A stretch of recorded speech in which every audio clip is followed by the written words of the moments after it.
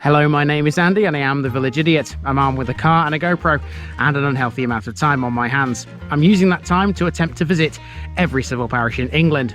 You're watching the East Lindsey series. This is the biggest district in Lincolnshire, containing 188 civil parishes. Without further ado, here's today's offering. Welcome back to East Lindsey, everybody. I'm beginning on a small triangle of grass at the northern end of this village. And if we have a look around, we'll see what this place has got. You can see a sign there pointing it towards Woodall Spa and Kirkstead, Coningsby and Tattershall, so that way. There's tractors here. Oh, it's definitely a farming area. Definitely a farming area. There's another one. And on the left there, you can see my car is parked outside the local pub. That's the Ebrington Arms. All of those things you'll find in the parish of Kirkby Bain.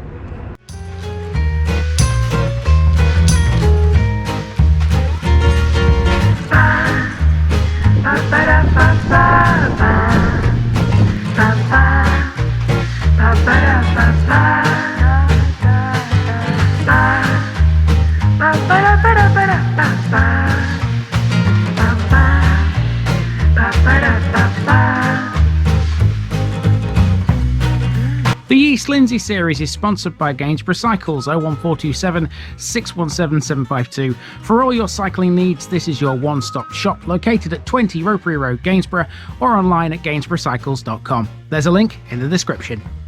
Gainsborough Cycles, ask for Trevor Halstead. Here's my disclaimer for people who may be watching me for the first time. I say things as I would in my native accent and dialect. As a result, I may not pronounce things in the same way as the locals do. Remember, I'm a visitor. It's impossible to know everything. Leave me a comment, spin me a like, and bash that subscribe button. Let's get to today's parish video.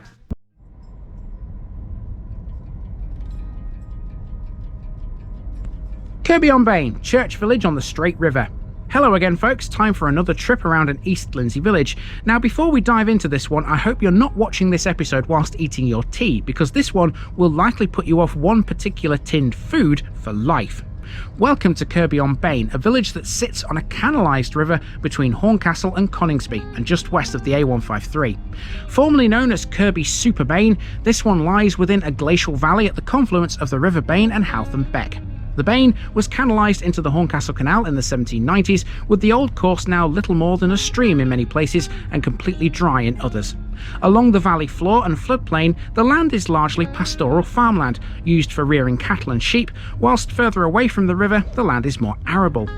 One feature which stands out along the river would be an old watermill, a building now lovelily converted into a private house.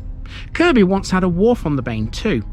To the south of the village, sand and gravel were once extracted, and now their flooded workings are a haven for wildlife.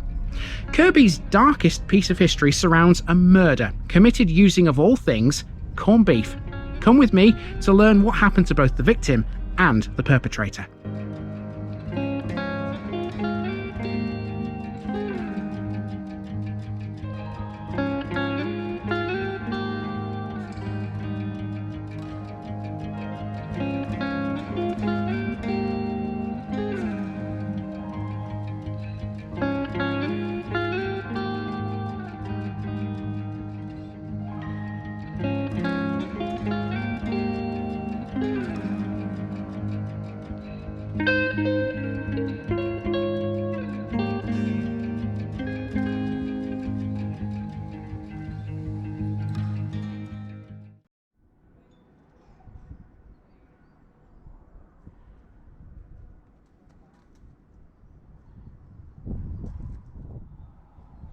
We start at a local pub, the Ebrington Arms on Main Street, which dates back to at least the 16th century. Given we're in the vicinity of a World War II airfield at Woodall Spa, it's no surprise that this one was popular with airmen. It was heavily linked with the famous 617 Dambusters squadron, and airmen used to slot coins into its ceiling beams to pay for beer when they returned from missions over Germany. Many of these coins are still in situ and form one of the most unique war memorials in existence anywhere in the UK. Let's move on to the old watermill.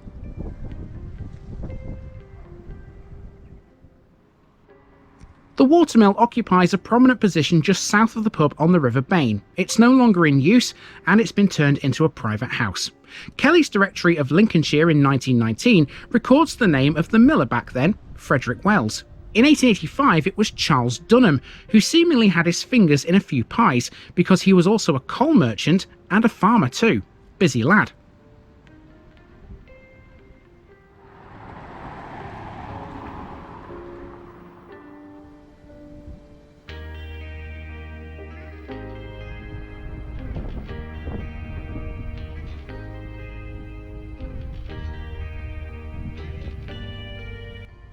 Not far away down the road is an old primitive Methodist chapel. It's seen better days, this one.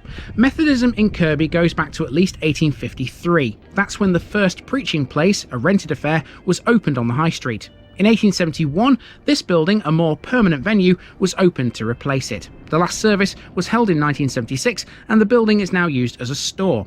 There used to be another chapel in the village. It was on Springwell Lane, but it was destroyed by one of the 49 bombs which fell on the village during World War II. The road continues to the south and eventually turns sharp left at Blacksmith's Corner, and it's here where you can get a bus.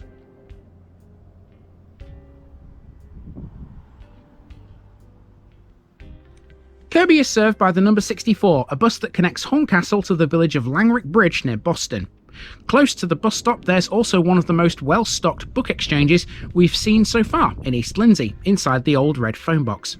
Note too, this also has the village's defib machine on its side. You could get lost in here.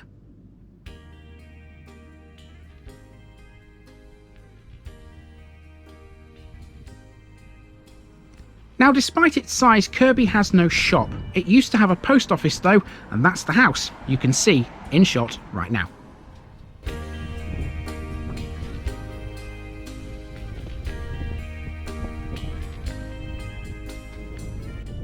A left turn into Wharf Lane and this building is Rose Cottage. It's the only remaining intact mud and stud thatched cottage anywhere in the village. Next door is the church hall, or church room as it terms itself on the stone over its door.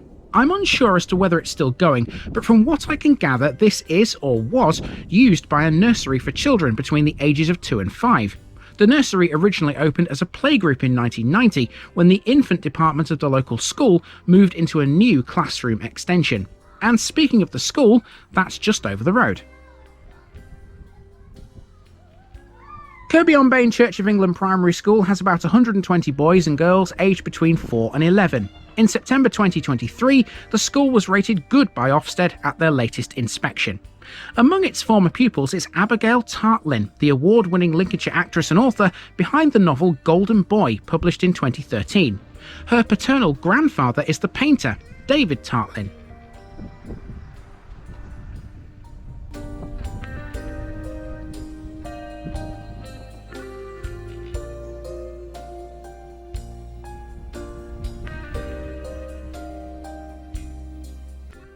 After walking along a footpath which passes through the school, we're at the Church of St Mary.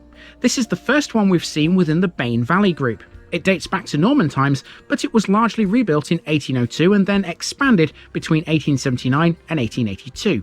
Built of greenstone in the Gothic style, it consists of a chancel, a nave, an aisle, a west porch, a vestry, and a small bellcote with one bell. It lies close to the River Bane, on a site where a religious building has stood since Saxon times.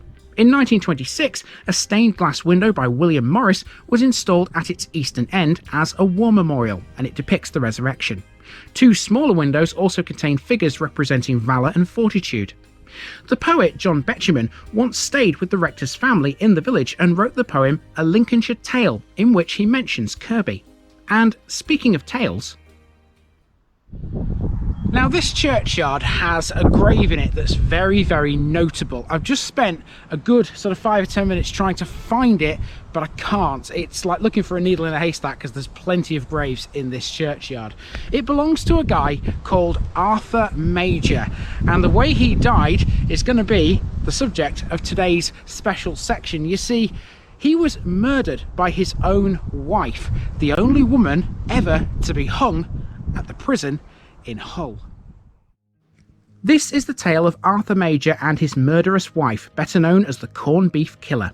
In 1934, Ethel Lily Major became the first and only woman ever to be hanged at Hull Prison. Her crime was the poisoning of her husband by using strychnine, a white, odourless, bitter crystalline powder. Only a small amount is needed to produce severe effects in people. The daughter of a Lincolnshire gamekeeper, Ethel left school at 14 and soon fell pregnant, giving birth to her own daughter Oriel in 1915. Oriel was an illegitimate child, and so her family, not wishing to be embarrassed by this fact, decided to raise her as Ethel's sister. Arthur Major met Ethel in 1918. The pair married the same year and moved to Kirkby Bane in 1929. Things started to turn sour when Arthur heard rumours that Oriel was Ethel's daughter and not her sister. When Ethel confirmed this, the marriage quickly deteriorated. On a spring day in 1934, during a break at work, Arthur was eating corned beef sandwiches, but they tasted wrong. He threw them away, saying to his colleague in jest that his wife was trying to poison him. A few weeks later, again after eating corned beef given to him by Ethel, he fell ill and started having convulsions. The local doctor was called, but he thought the problem was epilepsy. 2 days later, Arthur was dead. Everybody initially believed the doctor's diagnosis of epilepsy. However, the police soon received an anonymous letter saying that Ethel had poisoned Arthur. This, almost certainly from a neighbour, claimed that Ethel had poisoned their dog with a corned beef sandwich and the dog had died. It accused Ethel of poisoning Arthur in a similar way. The police obtained a warrant to delay Arthur's funeral, and an autopsy in London was subsequently conducted by Dr. Roach Lynch. This found strychnine in his system. A similar autopsy on the dog, which had also been requested and agreed by the neighbour, also found the same substance. Although no strychnine was found in Ethel's home, it was found at her father's house in a locked box to which Ethel was proven to have a key. Although the evidence was largely circumstantial, the jury at a trial took just 1 hour to find Ethel Major guilty of murder. They recommended mercy, but the judge sentenced her to death. Whilst awaiting execution at Hull Prison, Ethel wrote a series of letters to her family. These were never delivered and instead were placed on her Home Office file. Recently, the letters have been made public. There's a link below if you want to read them. Ethel Major was executed at 9 AM on Wednesday the 19th of December 1934, hanged by Thomas and Albert Pierpoint. Her resting place is an unmarked grave in the grounds of the prison, whilst Arthur, her victim, lies somewhere in St Mary's Churchyard. Back to the route, and next we have the River Bane, which we're going to follow for a while. Kirkby Bane lies within the glacial Bane Valley at the confluence of the River Bane and Haltham Beck. The river you see here before you, though, is not its natural course. The Bane was canalised into the Horncastle Canal in the 1790s, and now the old course is little more than a stream in many places. The Bane rises in the Lincolnshire Wolds at Ludford and winds its way to Horncastle. It's there that it becomes the canal and flows through Kirkby Bane, Coningsby and Tattershall before joining the River Witham at Dogdyke. The Horncastle Canal opened in 1802 and was an important goods route before the coming of the railways. It was abandoned for navigation in 1889, but it's still used extensively by anglers, canoeists and naturalists too. The Bane Valley was formed by a glacier in the most recent ice age. It's a river that's very susceptible to flooding, and many have occurred during its history, usually once every 30 to 50 years. The most recent one came in 2007, when the river overtopped its banks all along its course. Horncastle was particularly badly hit. To get back to the village from the path that follows the river, we can use Swandrift Bridge. This can withstand a maximum weight of 25 tonnes, a fact that's confirmed by way of this plaque on the bridge itself. This also tells us it was built by Michael Milnes in 2003. Swandrift Bridge is the perfect place to look at and admire the old watermill. There it is in the distance, with a gentle cascade of water tumbling its way past towards us. Various sites along the river are probable sites of an old gravel wharf on the Bane, but nobody's really sure where it was. Back to the main street, and there's only one final job to do, and that's tick off Kirkby Bane by way of the parish notice board. Okay, and we're back outside the Ebrington Arms. You may have noticed I parked my car outside the pub. I'm not about to go in for a pint though. There are 3 reasons why. 1, I've still got a few more villages to film. 2, I'm driving, and perhaps the most important of the 3 reasons, it's closed at the moment, which is a darn shame. but there we go. Right, I've got a couple more things to cover here in Kirkby on Bain. One of them is to the south of the village, the other one is to the west of the village. Let's see what they are. To the south along the Bain Valley are several sand and gravel pits, many of them now long disused. Here we're driving through an area where the pits line both sides of the road. You just can't see them because they're behind the high hedgerows. Some have been transformed into the Kirkby Gravel Pits Nature Reserve, which is managed by the Lincolnshire Wildlife Trust. The nature reserve is very biodiverse and one of the very few inland sites in the country which have been visited by the Eurasian spoonbill. Much of the reserve consists of the flooded sand and gravel pits, but there's also small areas of sparse vegetation, grassland scrub and maturing woodland too. Also off this road is a former landfill site. Riversley Lake, next to the nature reserve, was purchased in 2009 thanks to funding from Biff Award, a multi-million-pound environment fund managed by the Royal Society of Wildlife Trusts.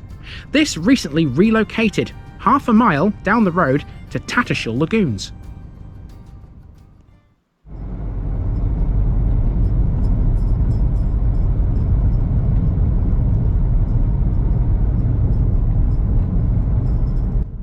Finally, to the west of Kirkby, you'll find both Kirkby and Roughton Moors. This is a landscape once dominated by lowland heath, but that's now just restricted to Fox Hill. Beyond this is Ostlers Plantation, a pine woodland owned by the Forestry Commission. In this landscape are two nature reserves, Kirkby Moor and Moor Farm, both of which are sites of special scientific interest. Within all these trees, there are many remnants of the former RAF Woodall Spa, but we'll touch on them in a future episode. The airbase itself, runways and all, lies outside the Kirkby on Bain boundaries. Speaking of planes though, there's one to see in the next episode. Let's head there now. Bye all!